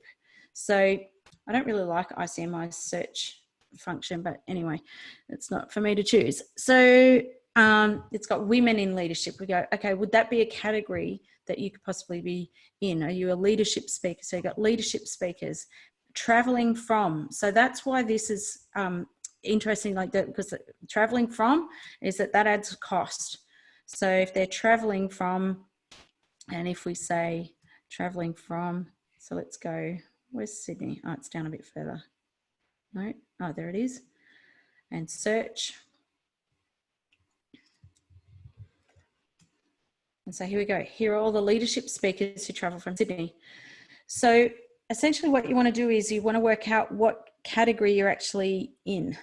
So if I'm Sam Leith, I'm a motivational speaker. So I'm possibly even after dinner speaker. I'm someone who can hold an audience like that. So if I'm going in here, I'm going, okay, motivational keynote speakers. So you got to just know your category. So if you're trying to be an organizational future transformationalist, you're way too hard to buy. So my advice to you is get into empathy. Think about your customer. Imagine you're a customer and you have an event coming up and you don't know who to book. So your category. So who's feeling like, yep, I feel like I know what my category is. Feel free to give me a thumbs up. So you might be a communications, you might be influence if you're Gary. Personal branding is a category if I'm Kelly Glover. Thanks, Sam. So you've got Kelly Glover. You would also be an inspirational speaker because of your story. So you'd also be motivational. So inspirational speaker is also a category. Stacey's, you're thinking leadership speaker, Stacey? Yep, great. Who else have I got? Sally is productivity and motivational speaker. You're sitting across kind of those two, and a bit of leadership as well. So 3 categories that you can be found in. Yep. Okay, cool. So then you've got a spot essentially for your show reel. 5, some have 10 minutes that are a bit longer. I reckon 5 minutes is kind of nice. Then if you look at Gihan's website, it was essentially why Gihan. You might remember it had the photo of Gihan. So your name and why you. Why is it? What makes you unique? Why should I care about what you have to say? What makes you stand out compared to everybody else? So the bureau will generally get them to look at your show reel, or equally if you're dealing with them directly, they'll look at your show reel and then they'll say, why you? So what's your story? Why should we trust you? The next one you might remember from Gihan's were the topics, and 4 to 6 topics is pretty nice. Gihan had, I think he had about 10 or 12, and then he had them all listed as breakout sessions as well. So you could buy those. Now the benefit, if you think about it from a event planner and a conference organizer's perspective, is if they're booking you for a keynote, and let's say your keynote's 5K, it actually is more cost effective for me to book you for a breakout. If that's going to cost me another 2.5K, maybe that's 2.5K, as opposed for me to book another speaker for 5 to 7.5. So one of the most overlooked opportunities is the opportunity to sell your breakout session, or to do something else with the audience, because it's actually cheaper for them than having to go and get a new person, and you're already there. So just a reminder that when you're working with people, is to look for those opportunities. It's sort of, I guess, the would you like fries with that. So your topics, your speaker kit. Now you can use the one sheet sample that I've shared with you. If you go on, if you're not sure, like you can even, it's a more an American type thing, but a 2-page one in Australia is okay. And then obviously we get testimonials. So I've put these little boxes so you can put people's faces in. Obviously it builds a lot more trust. And what did they say about you? So if you can have, if you get 10, and equally this is why, if you can, even if you're out doing free speaking, is just to get those testimonials. Even if you're doing your own busking outs, your own presentations, is to build collaterals, which is essentially your testimonials. And you can put a little bit about you. So speaker pages I recommend, just for now, is if you're getting started with these, keep them pretty simple, but then start to look at what are the other who's like you, or who do you want to be in the next, who are you trying to be like? If you think in the next 12 to 18 months, who are the people that would be good for me to follow? I reckon what you want to do is get familiar with the bureau sites, have a look around, because these are the people you're competing with, and have a look around at what have they got on their pages, what do you like, what do you not like, and if you do want to get booked through bureaus, or you want them to know who you are, is that they are definitely getting very smashed, and just sending them books won't help, because that's what they're getting. They're getting heaps of books. One thing you can do to make their life a bit easier, if you do give them book, is give them envelopes with stamps on them. Like, don't send them a box of books to send out to people. That creates work for them, and that's really annoying. So just make their life easy. Give them I remember when it might have been Sham that said that at a PSA event once, and I was like, oh, that's so obvious.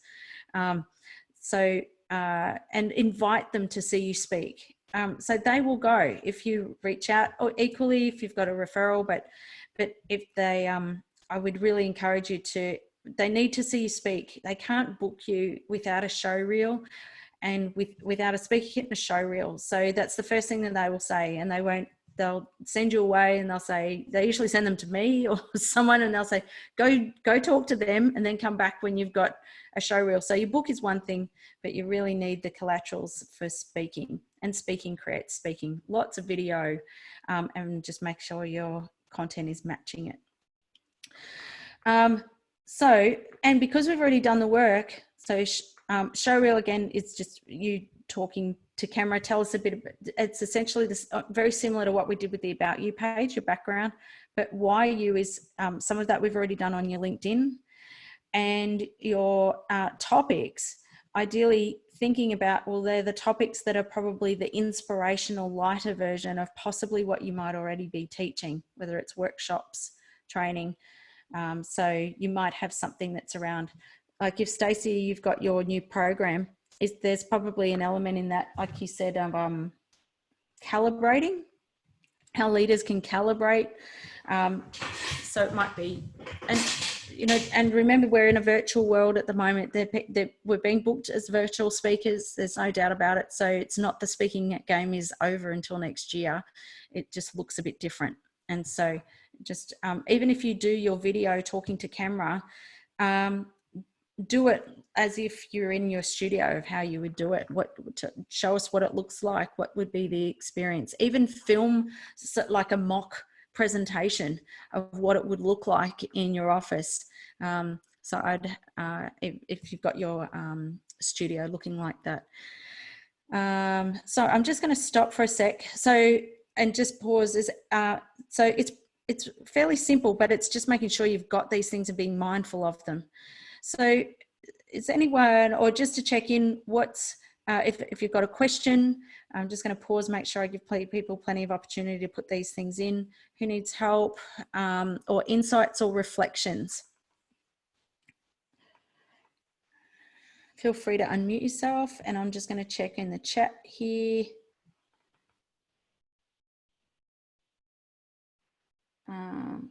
Great. Diana, I'll see you next time. She had to run. Jade Simmons, you saw Jade Simmons. Oh, Samantha, you saw her as a result of my Instagram, wasn't it? So if you want to have a look at some really cool speakers, Jade Simmons, I saw speak at MDRT. So I spoke at MDRT last year. MDRT is $1 Million Roundtable. So I didn't have main stage. Main stage were people like Jimmy Quick and people like that. But this is Jade Simmons. She was a fantastic speaker. So she has her piano out on stage. She's a motivational speaker, and she's got people out of the audience up playing the piano, and she would definitely be one of the best speakers I've seen. She was from the US, so they've got her piano out on stage, and just incredible, amazing speaker. So she sings, she does motivational stuff, lots of audience engagement. If you want to check her out, Jade. She's actually also running for president, trying to run for president at the moment, and has right, wow, very everything's about God. So that's backing me off a little bit. But on her stage thing, I'm like, bow down, queen. She totally brought it. You can see she's got TEDx, like look at all that, best speaker we've ever had. She's amazing. For the other thing I would also, you might want to have a bit of a look around. My profile ended up trending on eSpeakers last week as a result of Content Creation Bootcamp, which was interesting. So eSpeakers is an American site. You can still list your profile on here.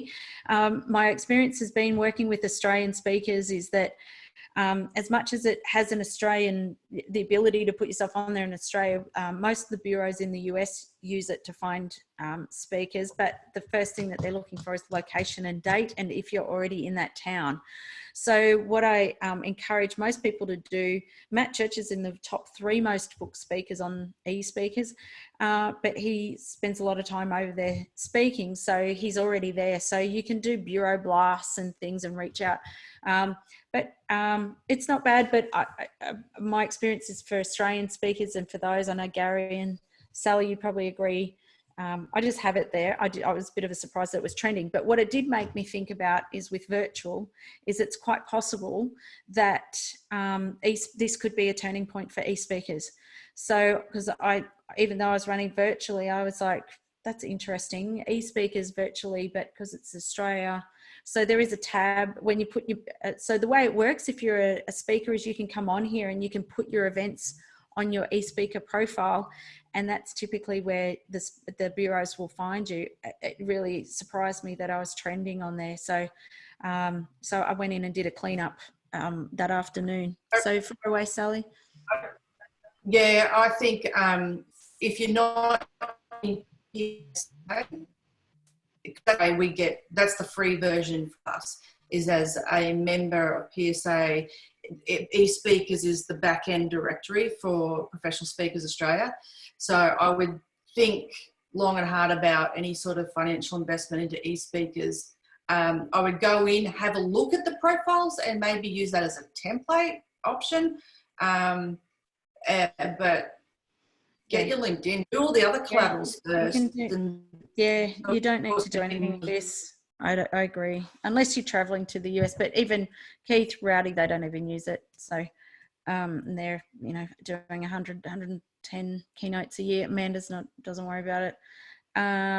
But for Sam Leith, for your purpose, I've put Warwick Merry's website up as an MC. So he's obviously a super popular MC. But I just really encourage you for everyone to just have a good look around, have a look at some of the websites. Warwick's got his profile. He's obviously a very popular MC. And look, he's got all these brands. Like, and MCing is tough gig to you're working for your money as an MC, that's for sure. But he's been able to really stand out.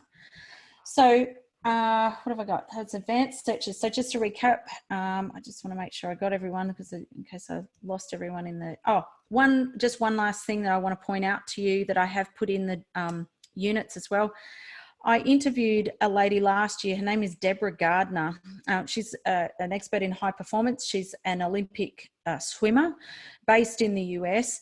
And I saw her speak at the NSA conference over there, and she really made me think differently. She was a real turning point in understanding how events and conferences work. And so she's a motivational speaker, but she also happens to be a certified meeting planner. So what she was able to do is she was able to essentially translate meeting planner speak into speaker speak, which was great. So if you want to have a look at her stuff, but I actually interviewed her on my podcast. Deborah Gardner, keynote speaker. She is the 5th most booked female keynote speaker in the US, from what she tells us. So if you want to have a look around, this is her website here. And breakthrough barriers. So still American style kind of speaker, but I really like her. She's a very direct kind of person. I like her style. She's very authentic kind of person. And what I learned from her, which I have put in the Facebook group, are these questions. So she kindly shared her top 25 interview questions for meeting professionals. So they're very particular over there about called meeting professionals. Here we call them PCOs, or professional conference organizers, or meeting planners.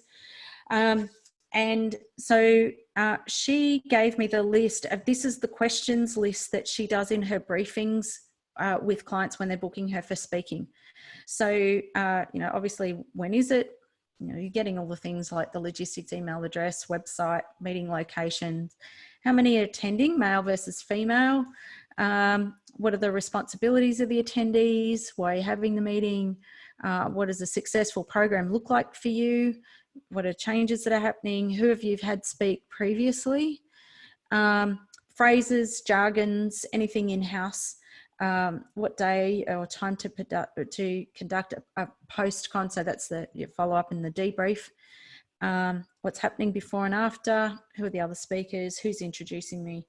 So that was very kind of her to share that. So you might want to have a bit of a look at that. But I reckon the interview with her, I've shared the podcast interview with her here. The big thing that I think if you want to cut it short, if you don't have time to listen to it, here's the link, is the thing that she talks about is understanding meeting budgets.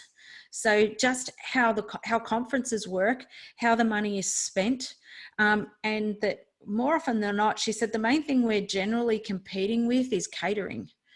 And so at the time when when I met with her over there, there was a drought, and so that impacted on food prices. And so she spent quite a bit of time just explaining around a meeting planner's job and where they're trying to get the budget to balance with running an event and what we're competing with. And she said, we're generally competing with the catering budget. And so if we've got issues around food, and like at that time, as I said, it was the drought, so the cost of food was quite high. That was impacting on the type of speakers that they could have. They were also, if they were going to be holding their fee, then she said, I want to see value. And at the moment, with all these things happening, is the conversation that I'm having with speakers is more about, make it less about, like there's been, and Gary and Sally, you will have seen in the Facebook groups conversations around, we'll cut your fee because you don't have to travel, you don't have to. And I go, my argument is what can you do to keep your fee, to add so much value to try and hold it? So so everyone's a little bit different on their fee at the moment, but that's where I stand on it, is what else can you do? Bring all of you to make it an amazing experience. I think I was talking to Rob Nixon recently, who is a specialist in building accounting businesses here in Brisbane, but does most of his work in the US. And he was talking about Tarky's, and Stacey, I know you've done a bit with Tarky Moore. He was talking about Tarky's event that he ran. He had to shift. He normally does it face to face, but he had to shift it over to virtual. And even Rob said Tarky's experience online was, if not better, than the face to face one. I don't know if you attended that, but perhaps not. No, you didn't get to see any of that, Stacey. You haven't done it? No. I left. Oh gosh, more than 18 months ago, I think. Yeah, I think that's the challenge for us now with speaking is, and so I think with speaker pages, and we've got a bit of work to do at the moment, but it's just thinking about what's the virtual version of that. Because if you look at who was I going to do, Chris Helder. I mean, these are big name speakers, and we're not all necessarily. Let's see if Chris Helder. No worries, Stacey. Thank you. If you look at Chris Helder's Future of Leadership, #1 virtual speaker, there you go. So that's a real shift for him. He's got the TEDx. So he's got virtual speaker, and he's got testimonials up right in centre, which is quite interesting. Since March 2020, here is the feedback. So these are his virtual speaking testimonials. Look at that. So timely in the current COVID-19 environment. So he's got them right up front and center. They're relevant like immediately since March 2020, which is quite incredible. So, so my advice from here is make sure you have a speaker page on your website. Just set up something really simple, be inspired as opposed to falling into comparison. Have a look around at the Speaker Bureau sites so that you're aware of who you're competing with. Speaking creates speaking. So if you can, you know, even doing some virtually, even for the meeting planners, even for associations at the moment, is you can partner with them, do something virtually as a busking out for free. If you can do, if they'll let you do list building and things like that. Have a look around at eSpeakers just to be inspired. But my advice is, I just put it in here just to, some people get a bit distracted by it. So have a listen to Deborah Gardner's interview, which has got how meeting planners work, particularly in the US, but it's still relevant here. And as Glenn Capelli says, get good and get known. But I think, yeah, it's just a reminder that you're playing with speaking is to, when you're, if you've got those gigs, is, and I've got plenty of people, plenty of experts that are doing over $1 million a year that aren't speaking. So if speaking isn't your thing, it doesn't necessarily have to be part of a big part of your practice. There's plenty of those who go, you know what, I'm just not funny enough, or I'm more a trainer or whatever. that's fine. Then maybe you do webcasts, maybe you do other things, and it doesn't necessarily have to be that. Or more often than not, for those people, they've actually already built their tribe and they're all good. Particularly if they've got large corporates, you know, they only need sort of 3 or 4 big gigs each year and they're pretty right. So, and I'll just expand on that. Sorry. And just quickly, where is my term? It's just this really super simple template of your landing page.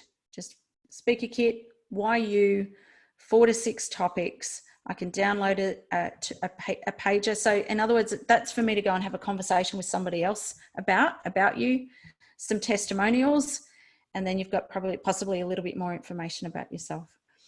Have a look at Gihan's and be inspired by some of the ones that are around to work out what's right for you. All right, so I'm just going to stop there and check in. What's been helpful? What's been, Sam's like, my brain is buzzing. Gary had to go, that's okay. Sally, Kelly and Sam, what's been helpful for you today or insightful? What did you learn?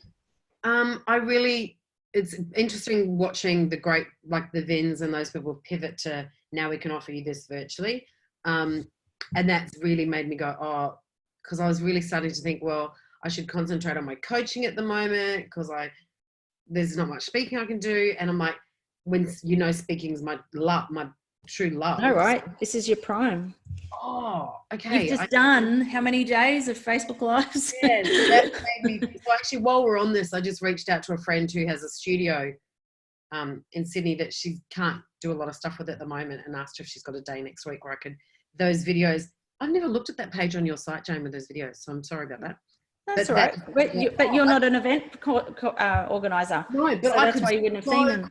I could so quickly do a few of those videos and get a virtual pack happening over the next week. So that was easy. Awesome. Great. Excellent. Perfect. Yeah, great. Kelly, what's been helpful for you today? Sorry, I'll go to Sally. I'll let you finish your lunch. You go, Sally. Oh, I'm sorry. That's okay. If I don't eat, then like I didn't want to faint or something. I know, that's okay. Sorry. It's not really on my radar or anything like that, but I just like knowing all the information, and it's been very helpful, and I like knowing all the things, and I think you can use it in different ways. So yeah, it's just been, not right now, back of the mind list, and one day it might come forward, but if not, at least I've got the info there. So thank you very much. You've got it there. Yeah, exactly. Yeah, that's it. Great. Sally, I mean, you've been doing this for some time and you're Breakthrough Speaker of the Year. A lot of this you probably already knew anyway. So anything that was helpful today? Yeah, I've always got to remember less is more. So my one sheet needs a bleaching, for want of a better term. But also, I love having that videos page. So I am definitely going to be inspired by that. Thank you. And I'm going to go through Gihan's. I love Amanda. What is there not to love about Amanda? But when I look at her website, it's too much for my head. And I'm a raging extrovert. Don't know where to look. And so that's saying something for me, who gets excited by that stuff. Whereas Gihan's is probably a little on the more sedate side than what I would do, but you can pick his template like a good hawk and eagle would. So I'm going to go through his website and go, right, what's missing out of mine? So, yeah, and look, no disrespect to Amanda. The woman's just a goddess, but I struggle with her page, which is odd from coming from me.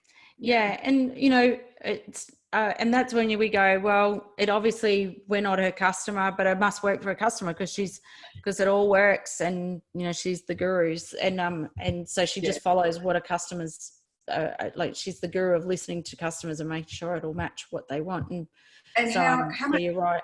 How much gold is there in her having those industry videos just split out? I know, just right? phenomenal.